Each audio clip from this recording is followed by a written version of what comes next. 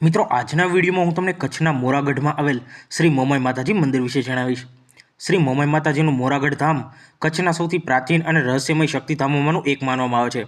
સામાન્ય રીતે લોકો માતાજીના મુખ્ય મંદિર વિશે જાણે છે, પરંતુ મોરાગઢનું સાચું મહત્વ તેના સમગ્ર ઐતિહાસિક અને ધાર્મિક સંકુલમાં રહેલું છે। મોમાઈ મોરા ગામનું નામ જ માતાજીના નામ પરથી પડ્યું છે અને સદીઓથી આ સ્થળ કચ્છની શક્તિ ઉપાસનાનું કેન્દ્ર રહ્યું છે। ઐતિહાસિક રીતે મોમાઈ માતાજી ખાસ કરીને રબારી, જાડેજા, પરમાર, સોઢા, આહિર અને અનેક યોદ્ધા તથા પશુપાલક સમાજોની કુલદેવી તરીકે પૂજાય છે। મોમાઈ માતાને કચ્છના રણ પ્રદેશની રક્ષક દેવી તરીકે વિશેષ માન આપવામાં આવે છે। મોરાગઢની સૌથી વિશેષ વાત એ છે કે અહીં માત્ર એક મંદિર નથી, પરંતુ એક પ્રાચીન ધાર્મિક પરંપરાનું જીવંત કેન્દ્ર છે।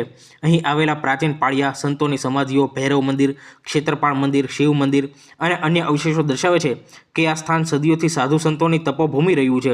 મંદિર પરિસરમાં લગભગ 152 જેટલા સંન્યાસીઓની સમાધિઓ હોવાનું સ્થાનિક પરંપરામાં જણાવે છે, જે કચ્છના બહુ ઓછા મંદિરોમાં જોવા મળે છે।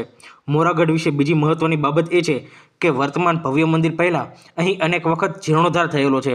સ્થાનિક ઐતિહાસિક પરંપરાઓ મુજબ હાલનું મંદિર લગભગ 14મી વખત નિર્માણ પામી રહ્યું છે, જે દર્શાવે છે કે આ ધામ પ્રત્યે ભક્તોની આસ્થા સદીઓથી સતત અખંડિત રહી છે। મંદિર નજીક આવેલું મોરાગઢ ઓલ્ડ ટેમ્પલ અને મોમાઈ માતાજી મંદિર આજે પણ મોરાગઢના જૂના ઇતિહાસની સાક્ષી તરીકે ઊભા છે।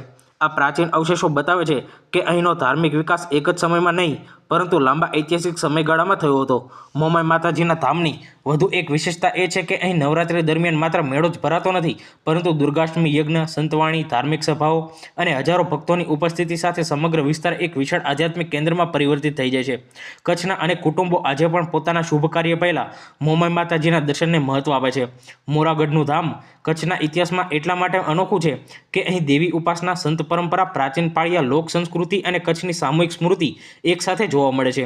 તેથી શ્રી મોમાઈ માતાજીનું મોરાગઢ ધામ માત્ર એક મંદિર નહીં, પરંતુ કચ્છની શક્તિ પરંપરાનું જીવંત ઐતિહાસિક વારસો ગણાય છે।